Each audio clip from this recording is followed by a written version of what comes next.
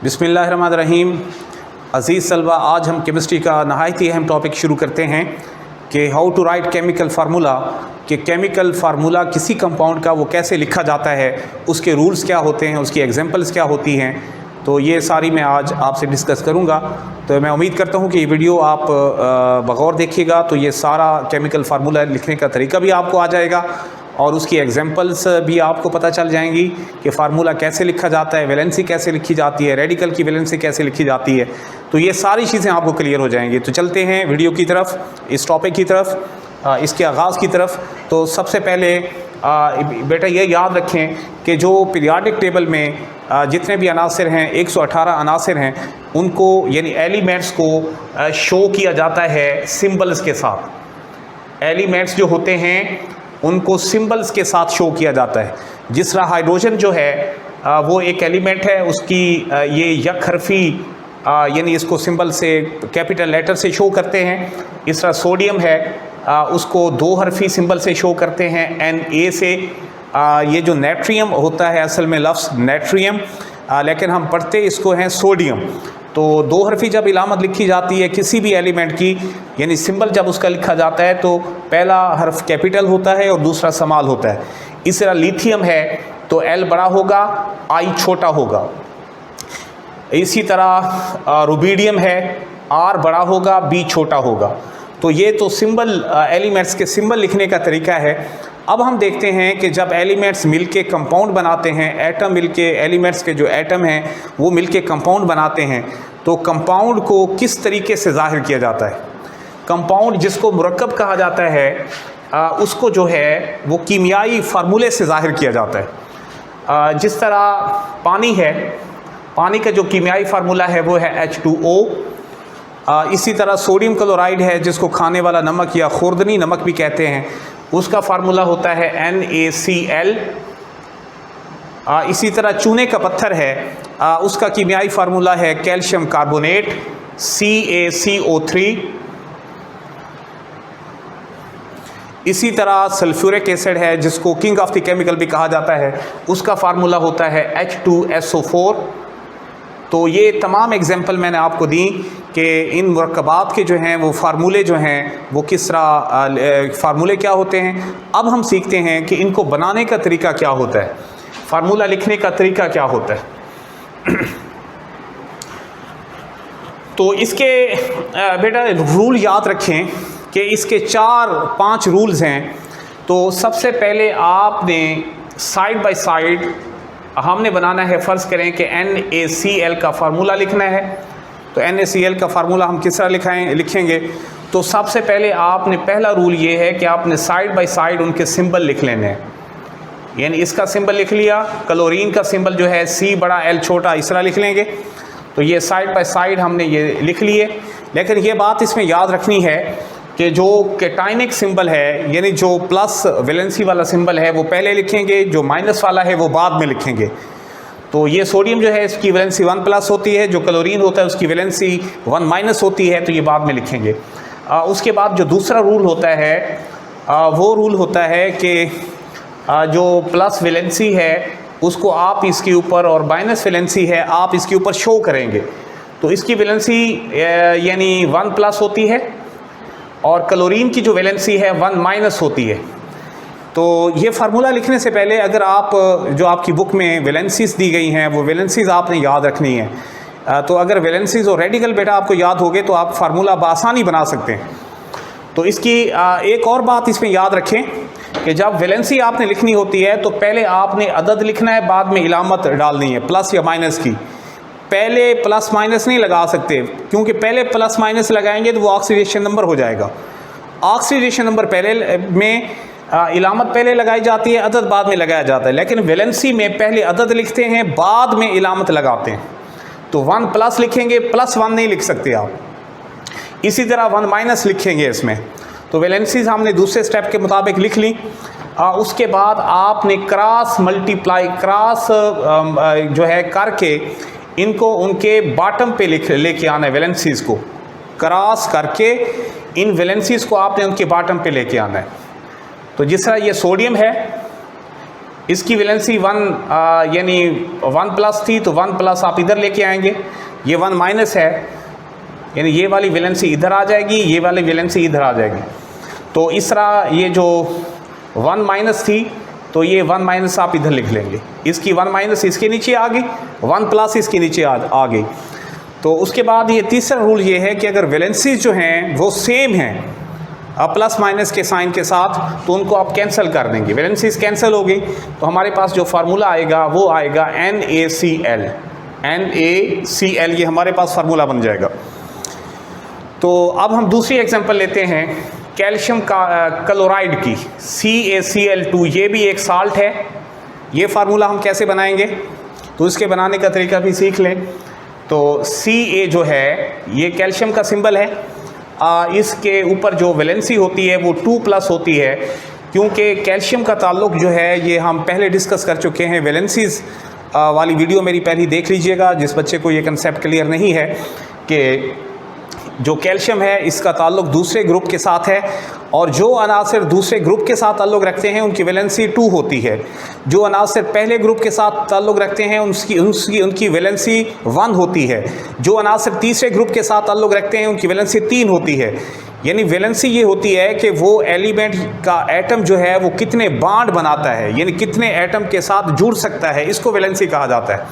तो कैल्शियम की valency 2 plus है, क्योंकि ये मेटल्स हैं। पीरियाडिक टेबल में जो दाईं तरफ वाले अनासर होते हैं, पहला ग्रुप, दूसरा और तीसरा जो है वो मेटल्स होती हैं, वो कैटाइनिक खसूसियात रखती हैं, और इनमें से इलेक्ट्रॉन जो हैं वो रिमूव हो जाते हैं और प्लस चार्ज आता है।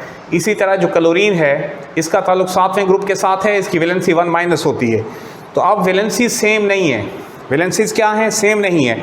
तो पहले स्टेप में आप साइड बाय साइड लिखेंगे इनके सिंबल्स को, और फिर दूसरे स्टेप में आप इनकी वैलेंसीज को लिखेंगे। कैल्शियम की वैलेंसी बेटा कितनी होती है, 2 प्लस, क्लोरीन की होती है 1 माइनस, तो 1 को आप इधर लिख लें, Ca1, 1 को नहीं लिखा जाता, 1 को 1 प्लस या 1 माइनस को लिखा नहीं जाता, क्योंकि वो ऑलरेडी 1 ही कंसिडर होता है।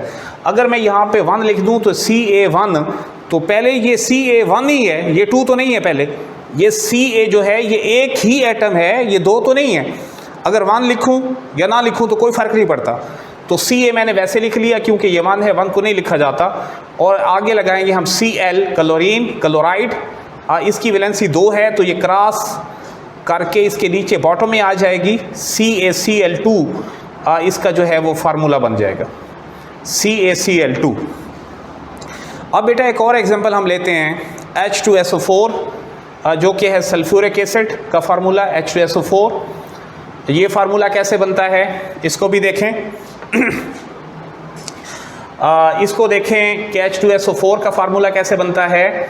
हमारे पास H2 में हाइड्रोजन है और सल्फेट है SO4, हाइड्रोजन की वैलेंसी 1 प्लस होती है, 1 प्लस, तो H2 में ये 2 एटम हैं, तो इसकी वैलेंसी 1 प्लस अगर है तो ये 2 प्लस हो जाएगी, और SO4 में वैलेंसी होती है 2 माइनस,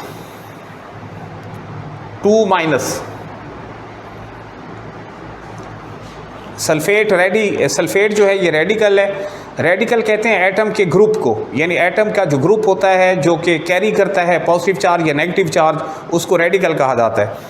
तो इसकी वैलेंसी 2 माइनस है, इसकी 1 प्लस है। तो ये जो है 1 प्लस वैलेंसी हाइड्रोजन की है, और SO4 सल्फेट की वैलेंसी 2 माइनस है। तो ये दूसरे स्टेप में, पहले स्टेप में वैसे लिखेंगे, दूसरे स्टेप में आप इंटरचेंज करेंगे, तो फिर इनकी वैलेंसी जो है वो इंटरचेंज होके नीचे आ जाएगी, H के साथ ये 2 आ जाएगा, और सल्फेट जो है ये पूरा रेडिकल है, इसके SO4 के साथ जो है इसकी वैलेंसी 1 हम नहीं लिखते, तो फार्मूला बन जाएगा हमारे पास H2SO4। तो उसके बाद बेटा हम नेक्स्ट एग्जांपल लेते हैं।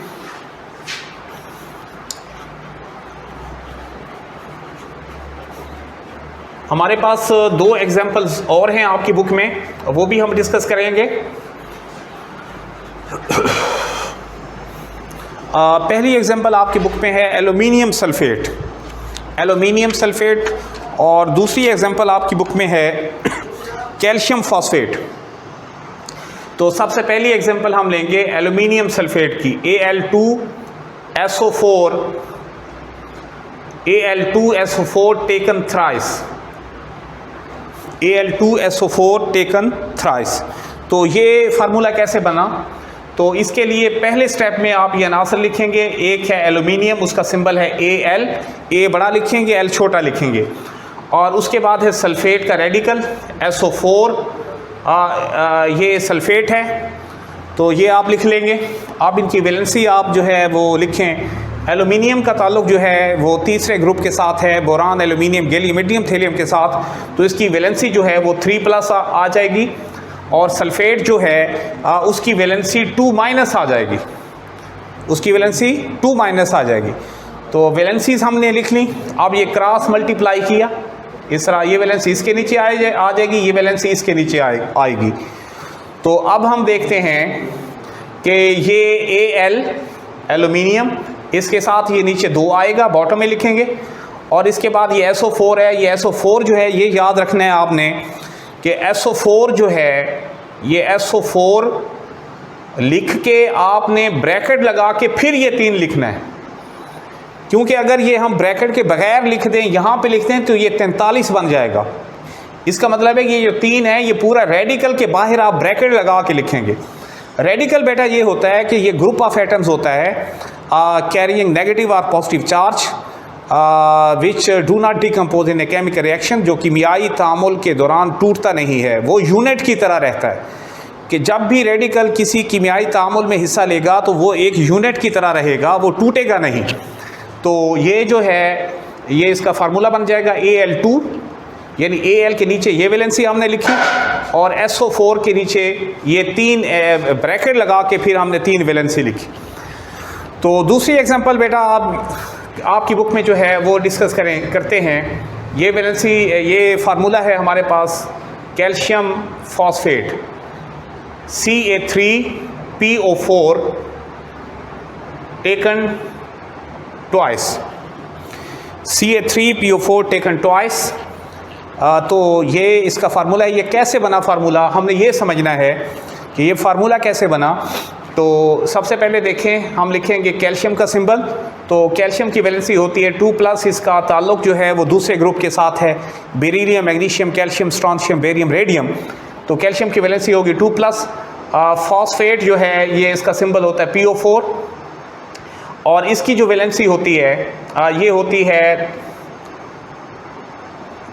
3+, फॉस्फेट की वैलेंसी होती है 3-, यानी फॉस्फेट में 3 इलेक्ट्रॉन ऐड होते हैं, इसलिए वैलेंसी माइनस में आ जाती है।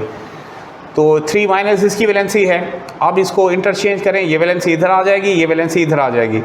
तो इस तरह कैल्शियम के नीचे आ जाएगा 3 जो है इसके बॉटम में आ जाएगा Ca2, और PO4 चूँकि रेडिकल है तो ब्रैकेट में लगा के PO4, तो फिर ये वैलेंसी जो है वो इसके नीचे लिखेंगे Ca3, ये 3 इसके नीचे आएगा तो ये 3 लिखेंगे, Ca3PO4 टेकन ट्वाइस। ये 2 जो है ये PO4 के नीचे आ जाएगा और ये 3 जो है ये Ca3 के नीचे आ जाएगा।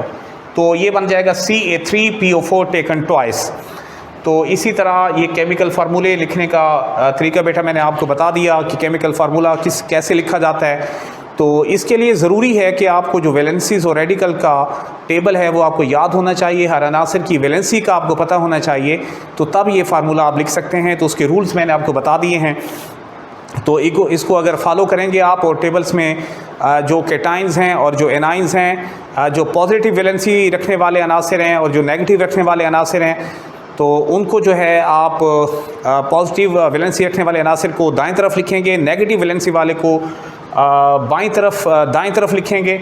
जिस तरह ये कैटाइन है ये मैंने इसको अपने बाएं तरफ लिखा, और जो एनाइन है जो नेगेटिव कैरियंग यानी एलिमेंट है रेडिकल है उसको मैंने दाएं तरफ लिखा। तो इस तरह आप लिख के इनकी ऊपर वैलेंसीज लिख के फिर फार्मूले बनाने की प्रैक्टिस करेंगे तो बहुत सारे फार्मूले जो है वो बन जाएंगे। तो इसमें कोई डिफ़िकल्टी नहीं है, सिर्फ प्रैक्टिस की ज़रूरत है। तरीक़ेकार मैंने आपको बता दिया है, तो इसको अगर फॉलो करके आप बहुत सारी एग्जांपल आपकी बुक में हैं तो उस टेबल में से देख के आपने वो हल कर लेनी है। इसके साथ ही इस वीडियो का इख्तिताम होता है। इजाज़त चाहता हूँ, अपना ख्याल रखिएगा। फिर मिलेंगे नेक्स्ट वीडियो के साथ। अल्लाह हाफिज़।